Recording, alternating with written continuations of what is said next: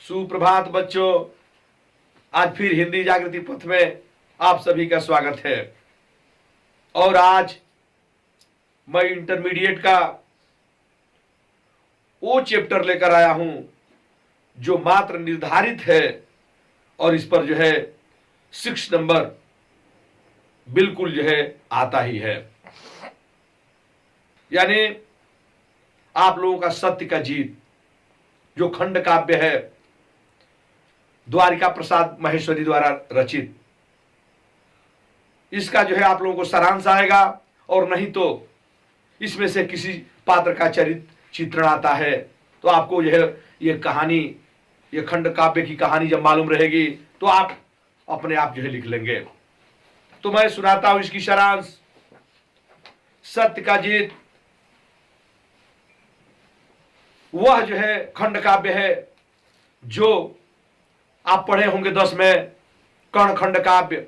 उसका दूसरा जो सर्ग था द्यूत सभा में द्रौपदी, उसी का थोड़ा सा ये बृहद रूप है। तो ये सारा वहां से शुरू होता है ये कहानी कि जब पांडव जो है अपना महल का निर्माण कराते हैं हस्तिनापुर में और वहां सबको जो है बुलावा देते हैं। देने के बाद उस महल की विशेषता ही कुछ अलग थी। जहां पर जल थल दिखता था और थल जो है जल दिखता था, वहीं पर जब निमंत्रण मिला तो दुर्योधन भी पहुंचे। वहां पर जैसे ही दुर्योधन पहुंचता है, थल समझकर जल में प्रवेश कर जाता है और वह गिर जाता है पानी में। द्रौपदी उस समय अपने सहेलियों के साथ छत पर आती है और वह हंसने लगती है और एक बात वहां पर कहती है कि अंधे के पुत्र भी अंधा होते हैं। यह बात अपमान दुर्योधन को बहुत लगा और वह वहां से अपमानित होकर कर्ण के साथ लौट आए और दोनों ने प्रतिज्ञा कर लिया कि इस अपमान का बदला हम लोग जरूर लेंगे। और आने के बाद मामा शकुनी के माध्यम से ये लोग जो है द्यूत सभा का आयोजन किए। जुआ का, द्यूत माने होता है जुआ, एक जुआ सभा का आयोजन किए और उसमें जो है युधिष्ठिर को बैठाए।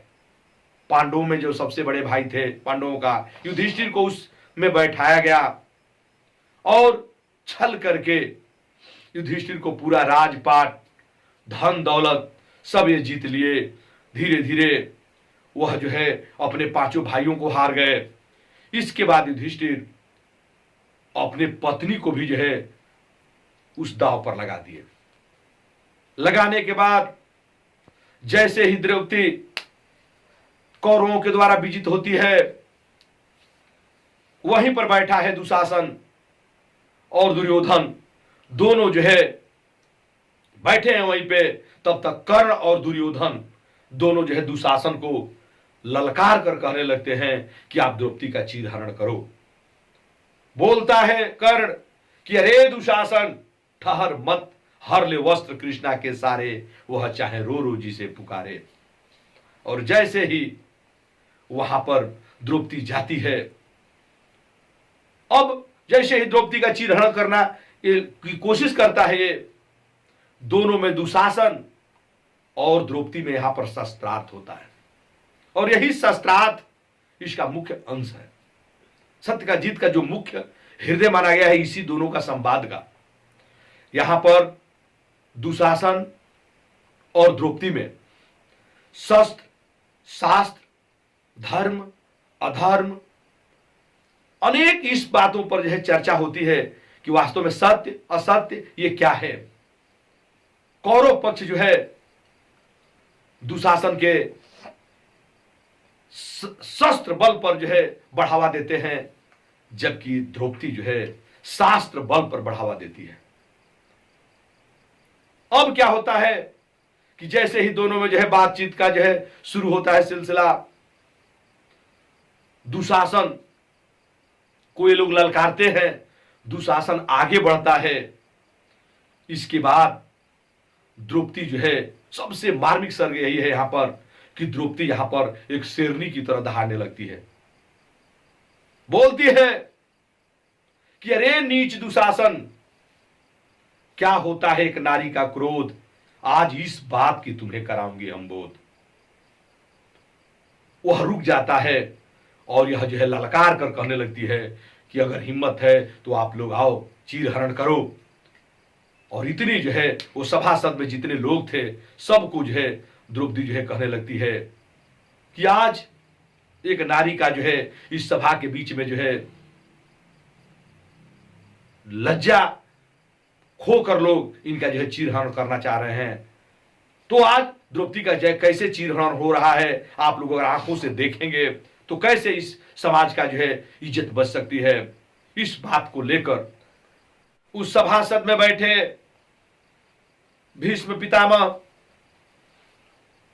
फिर जो है विकर्ण,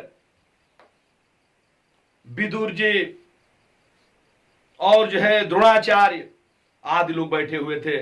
उस सभा में द्रौपदी जो है गुहार लगाती है, कहती है कि यह सही नहीं हो रहा है एक नारी का अपमान करके।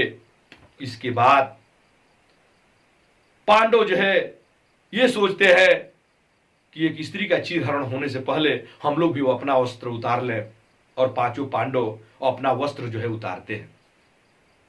पांडवों का वस्त्र उतारते ही अब द्रौपदी प्रश्न करती है भीष्म पितामह से कि हे भीष्म पितामह, मैं पूछती हूं, सबसे पहले युधिष्ठिर मुझे अपने आप को गए थे हार, अगर अपने आप को गए थे हार तो मुझे हारने का क्या था उनका अधिकार। उसका कहने का मतलब यह है, वह यह बताना चाहती है कि अगर युधिष्ठिर अपने आप को हारने से पहले अगर मुझे जो है दांव पर लगा देते हैं तो एक पुरुष की कर्तव्य बनता है कि वो अपने से पहले अपने स्त्री को जो है दांव पे नहीं लगा सकते। और दूसरे तरफ से ये कहना चाहती है कि अगर अपने आप को पहले हार गए थे तो उनको जो है, हमको जो है हारने का अधिकार था ही नहीं, क्योंकि कोई भी हारे हुए व्यक्ति किसी दूसरे वस्तु को जो है उस जगह पे नहीं रख सकते, दांव पे नहीं रख सकते। इस बात को लेकर चारों तरफ गहमागहमी हो जाता है। तब जो है वहां पर खड़ा होता है विकर्ण, और विकर्ण कहता है, कौरव पक्ष से रहता है विकर्ण कहता है कि अगर इस अवस्था में आज एक नारी का अपमान हो रहा है, कोई खड़ा नहीं हो रहा है, लड़ाई झगड़ा अपनी जगह पे है, लेकिन हम लोगों को जो है एक नारी की रक्षा करना चाहिए। अगर आज विदुर, द्रोणाचार्य, भीष्म पितामह, बड़े बड़े महारथियों की अगर मौजूदगी में ऐसा जो है कर्म होता है तो ये इतिहास जो है काला अक्षरों में लिखा जाएगा। इस बात पर थोड़ा बहुत जो है सब लोग जो है निंदा करते हैं कि ऐसा नहीं होना चाहिए, लेकिन फिर भी दुर्योधन और कर्ण जो है ललकारते हैं। अब इसके बाद जैसे ही वहां पर जो है आगे जाता है, वह ललकारती हुई उनको जो है चैलेंज देने लगती है, और इस बात पर सभी जो है सभा के अंदर निंदा करने लगते, बोलते कि ना ये सही बात नहीं है, सही बात नहीं है।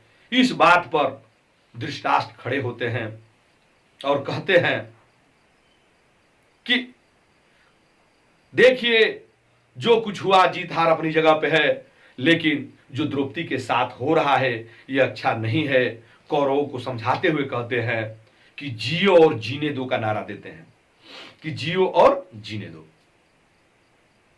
और बोलते हैं कि एक स्त्री का सम्मान होना चाहिए। और इसी बात पर बोलते हैं कि आज सत्य का जीत हो गई, आज द्रौपदी जीत गई, इनको जो कुछ हक बनता है उनको जो है धन दे दिया जाए, हिस्सेदारी जो है दिया जाए। और सब खड़े होते हैं और बोलते हैं सत्य की जीत, सत्य की जीत। बस यही छोटा सर्ग है सत्य का जीत।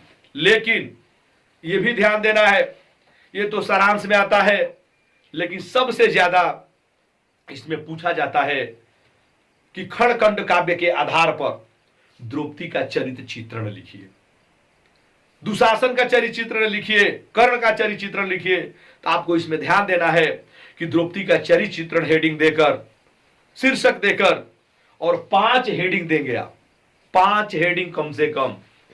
यानी लिख सकते हैं कि द्रौपदी एक साहसी, धर्म का पालन करने वाली, पतिव्रता, अपने अपमान का बदला चुकाने वाली, सत्य पर अडिग रहने वाली, माने बहुत सारे आप जो है इस पर से हेडिंग देकर इनके विषय में लिख सकते हैं। दुशासन के विषय में आए तो उस पर भी जो है आप जो है 4-5 हेडिंग देकर उसके जो है चरित्र चित्रण लिख सकते हैं। बस यही आता है। कभी कभी ये भी प्रश्न पूछ सकता है कि इसके उद्देश्य पर प्रकाश डालिए। कभी ये भी पूछता है कि सत्य का जीत का शीर्षक का नामकरण क्यों पड़ा। तो आप कह सकते हैं कि उस पूरी कहानी में द्रौपदी जो है अपनी सत्यता पर अटल रही, और यही कारण है कि जो द्रौपदी की जीत हुई अर्थात जो है सत्य की जीत हुई। इसीलिए इस पाठ का नाम, शीर्षक का नाम भी रखा गया सत्य का जीत।